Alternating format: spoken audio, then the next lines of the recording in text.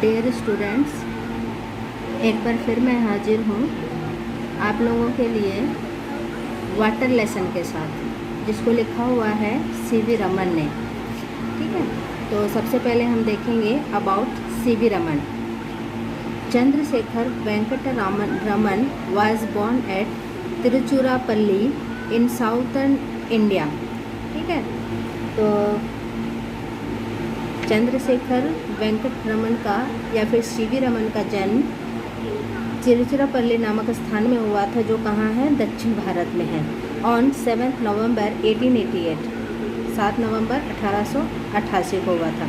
His father was a lecturer in mathematics and physics, so that from the first he was impressed in an academic atmosphere. तो जो CV Raman के पिताजी थे वो एक lecturer थे मैथ्स और फिजिक्स के, तो उनके घर में ही ऐसा एनवायरनमेंट बना हुआ था जो उनको पढ़ाई लिखाई के लिए काफ़ी प्रेरित करता था। ही entered Presidency College Madras in 1902। उन्होंने प्रेसिडेंसी कॉलेज में एडमिशन लिया, कब, 1902 में।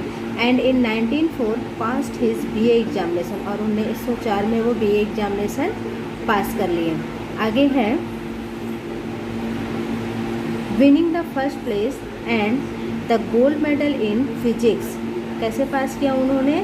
फर्स्ट प्लेस पे एक तो टॉप किया था उन्होंने अपनी क्लास में, और ऊपर से गोल्ड मेडल भी उनको मिला था। किस सब्जेक्ट के लिए? फिजिक्स, भौतिकी शास्त्र के लिए उनको गोल्ड मेडल से भी सम्मानित किया गया था। 1907 ही गेन हिज एमए डिग्री। 1907 में उन्होंने एमए की डिग्री प्राप्त की with obtaining the highest distinction. तो सबसे ज़्यादा डिस्टिंक्शन के साथ उन्होंने एमए की डिग्री प्राप्त की। ठीक है, ये तो था सीवी रमन के बारे में। अब देखते हैं हम पाठ के बारे में। अबाउट द ऐसे, जो वाटर लेसन है ये ऐसे के फॉर्म में लिखा हुआ है, इसीलिए काफ़ी लेंदी है, तो इसको लाइन बाय लाइन में आपको डिस्क्रिप्ट करके बताती जा रही हूँ, एक्सप्लेन करके बताती जा रही हूँ, ताकि आपको ईजी पड़े उसको समझने में। ठीक है, आगे आप देखते हैं। Water is elixir of life. Elixir से मतलब है अमृत। क्या है? पानी एक अमृत की तरह है। वर्तमान में हम जब पानी की उपयोगिता को समझते हैं तब हमको समझ में आता है कि पानी एक अमृत की ही तरह है, क्योंकि उसके बिना कोई भी काम नहीं हो सकता है। Water separates the Libyan desert from the valley of the Nile in Egypt. जो लेखक है वो बताते हैं कि नील नदी जो डिवाइडेड है इजिप्ट को, एक तरफ तो एक रेगिस्तान को बांटती है, और दूसरे side one side there is only sand desert and there is no life. दो भागों में बांटती है नील नदी। एक साइड तो रेगिस्तान ही रेगिस्तान दिखता है, जहाँ पे रेत ही रेत दिखते हैं और कोई भी लाइफ वहाँ पे नहीं दिखती है। लेकिन दूसरी side, on the other side all the areas are full of life. Green plants, must fertile lands, more population and vegetation. Green plant, दूसरे साइड में क्या लगा हुआ है? ग्रीन प्लांट्स है, वहाँ पे फुल ऑफ लाइफ, जिंदगी ही जीवन ही जीवन दिख रहा है वहाँ पे। ग्रीन प्लांट्स है, मड फर्टाइल लैंड है, जो उपजाऊ भूमि दिख रही है। मोर पॉपुलेशन, जहाँ पे पानी की सुविधा है वहाँ पे बहुत सारे जीवनों का रहना स्वाभाविक सी बात है, क्योंकि बिना पानी के कोई भी अपना जीवन यापन नहीं कर सकता। तो जहाँ पानी की सुविधा मिलती है व्यक्ति को, वहीं पे जीवन हमको देखने को मिलता है। वेजिटेशन, वहाँ पे ही बहुत सारी हरियाली दिखने को मिल रही है। आगे देखते हैं। Water adds to the beauty of the countryside. Countryside मतलब एक शहर को विकसित करने में वाटर एक बहुत बड़ी भूमिका अदा करता है, उसके बिना कुछ भी संभव नहीं है। A little stream, a little pond and the rain fade tank in country side look very beautiful. जो छोटे शहरों के बीच में छोटी छोटी नदियाँ होती हैं, तालाब होते हैं, पानियों का जो हरियाली है उसके बीच में थोड़े थोड़े पानियों का जमा होना उसकी सुंदरता को और भी ज़्यादा बढ़ा देता है। One can enjoy looking upon the sun rising on setting over them. कभी कभी ऐसा लगता है समुद्र के किनारे या नदियों के किनारे हम बैठे हुए रहते हैं, तो जो सूर्य अस्त होना कैसा दिखता है? ऐसे लगता है कि नदी के ऊपर में ही या तालाब के ऊपर में ही सूरज चमक रहा है। तो ये सब चीज़ें सुंदर लगती हैं। जब हम सूरज की परछाई को नदी पे देखते हैं तो वो और ज़्यादा सुंदरता बिखेरता है। तो ये सब सारी चीज़ें अगर पानी नहीं होगा तो ये संभव नहीं हो सकता है।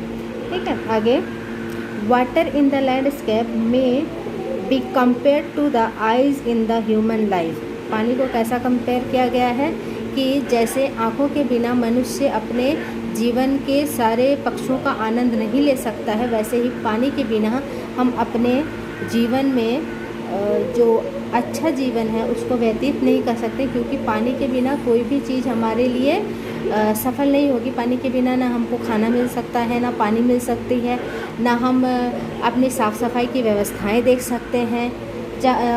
मूलभूत आवश्यकताओं में पानी को शामिल किया गया है। वो मूलभूत आवश्यकता में है शामिल जिसकी आवश्यकता को हम जानते हैं कि उसके बिना कोई भी चीज़ संभव नहीं है। तो ये इस पाठ में, इस ऐसे में यही चीज़ बताने की कोशिश की गई है कि पानी कितनी महत्वपूर्ण भूमिका अदा करता है हमारी लाइफ में। आगे,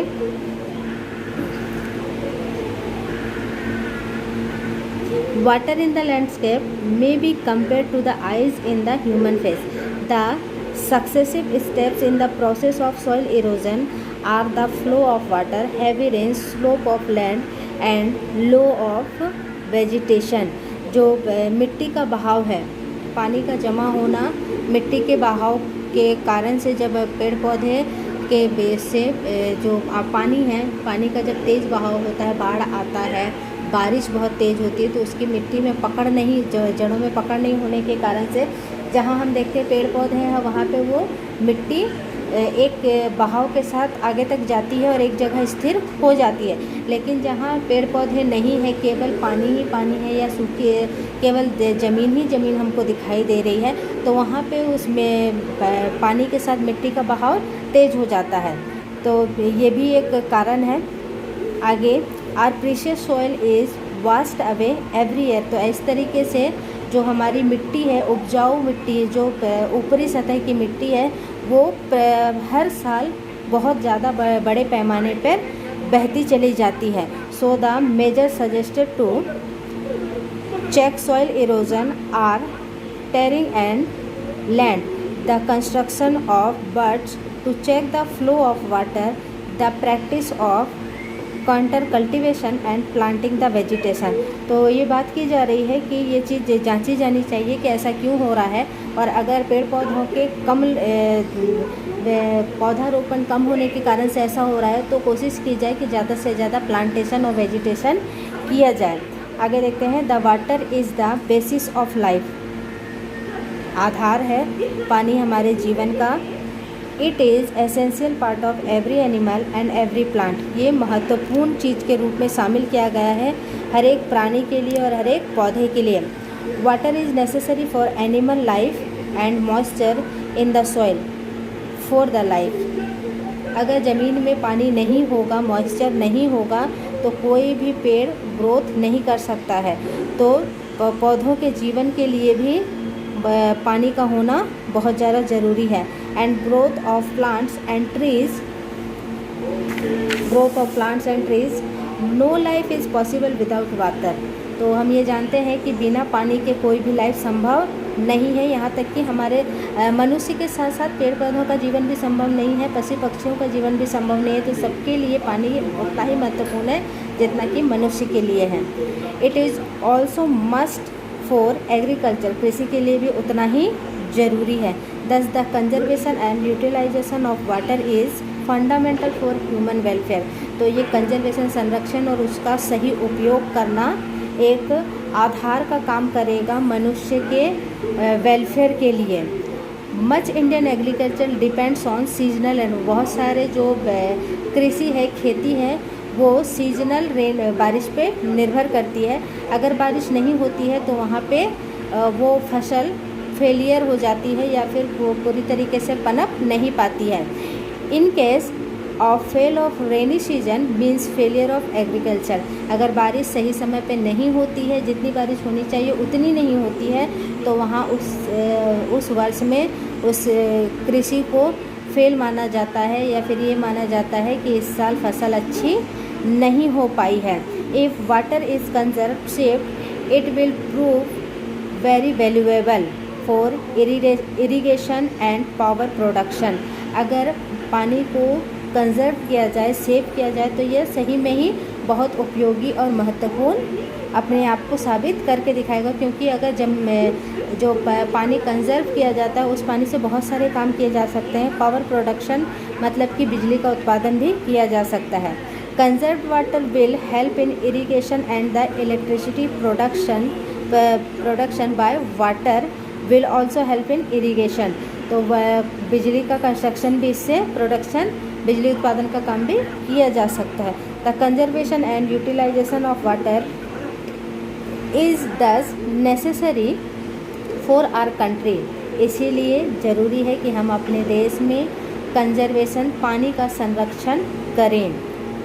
we should collect rain water and use it because rain water is 100% pure. जो बारिश के द्वारा पानी बरसता है, उस पानी को कंजर्व करने की बात की जा रही है। उसको संरक्षित, जो बह जाता है बहुत बार, उसको संरक्षित करने की बात की गई है। क्योंकि जो बारिश का पानी होता है, बाकी हमको जो सप्लाई मिलती है, या फिर हम इधर उधर से नदियों से, तालाबों से, कुओं से, फिर सरकार के द्वारा उपलब्ध विभिन्न योजनाओं के द्वारा जो पानी मिलता है हमको पीने के लिए, हमारे यूज़ के लिए, इस्तेमाल करने के लिए, तो वो सारे पानी में कोई ना कोई मिलावट हो सकती है। लेकिन बारिश के पानी में कोई भी मिलावट नहीं होती, वो 100% शुद्ध रहता है। तो उसका इस्तेमाल हम करें तो ज़्यादा बेनिफिशियल होगा। We should not throw waste material into water sources.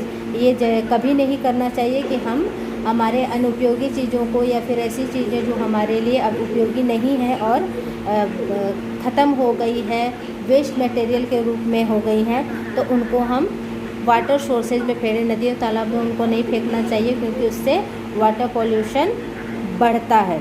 ठीक है। The farmer should use modern method to save water. और किसानों को भी चाहिए कि पानी के संरक्षण के लिए नए नए मेथड का इस्तेमाल करें, जो वर्तमान में अपनाई जा रही है। Conservation of water is necessary to keep life going during the period when there is very little or no rainfall. Vast areas of desert scraped land can be turned into fertile field with proper use of water. तो ये क्या बता रहा है कि जब ऐसा समय आया है जहाँ पे हमको समय समय पे बारिश उतना उपलब्ध नहीं हो पाता है, बारिश की कमी हो गई है। ग्लोबलाइजेशन के कारण मनुष्य के द्वारा जो टेक्नोलॉजी का इस्तेमाल किया जा रहा है, पेड़ों की कटाई की जा रही है अपने साधनों की उपयोगिता के कारण, तो जो बारिश के पानी में जो कमी आई है, बारिश होने में जो कमी आई है, तो ये ज़रूरी है कि हम पानी का संरक्षण करना सीखें और उस पानी को जो संरक्षित किया गया है उसका सही जगह इस्तेमाल करना भी हमें आना चाहिए। और बारिश के पानी की कमी के कारण हम देख रहे हैं कि जैसे सूखे एरिए, पहले बारिश जब ज़्यादा होती थी तो हमको सूखा एरिया ज़्यादा देखने को नहीं मिलता था, लेकिन वर्तमान समय में बारिश भी जो ग्लोबलाइजेशन के कारण, पौधों की बड़े पैमाने पे कटाई के कारण बारिश की मात्रा में भी कमी आई है। तो उस कारण से जो भूमि पहले उपजाऊ मानी जाती थी वो भी अब मरी हुई भूमि की तरह लगती है, जहाँ पे कोई भी लाइफ नहीं हो सकता है। तो कुल मिलाकर संक्षेप में ये कहा जा सकता है कि in short life on the earth can not be imagine without water. अगर धरती पर जीवन पानी के बिना बिल्कुल संभव नहीं है। It plays an important role in the life for all. तो यह महत्वपूर्ण भूमिका अदा करता है धरती पर जीवन के लिए, मनुष्य के लिए, कि मनुष्य अपने आप को सहेज के रखने के लिए, जीवन को अच्छे तरीके से व्यतीत करने के लिए पानी को समझे, पानी को महत्वपूर्ण समझे, उसकी उपयोगिता को जाने और उस हिसाब से उसका इस्तेमाल करने के लिए अपने आप को सजग बना सके। तो इसीलिए कुल मिलाकर यहाँ पे कहा गया है water is elixir of life. Elixir means अमृत। तो वर्तमान में पानी एक अमृत की तरह ही हो गया है। उसकी उपलब्धता न होने पर हम एक मृत प्राणी के रूप में हो सकते हैं। तो सभी से लेसन के माध्यम से ये आग्रह है कि सभी पानी या जल संरक्षण में अपनी महत्वपूर्ण भूमिका अदा करें। कोशिश करें कि कम से कम पानी का उपयोग करें और जितना ज़्यादा हो जल को संरक्षित और बचा कर रखने की कोशिश की जाए, क्योंकि हमारे द्वारा ही जो संरक्षण और बचत की जाएगी वही हम अपने आने वाली पीढ़ी को दे पाएंगे। तो इस पार्ट में द वाटर एलेक्सायर ऑफ लाइफ में इस ऐसे में यही चीज़ बताई गई है कि पानी कितना इम्पोर्टेंट है, जीवन के हर पहलू में पानी की कितनी ज़्यादा उपयोगिता है। ठीक है, अब अगली वीडियो में हम नए पार्ट के साथ उपस्थित होंगे। तब तक के लिए थैंक यू।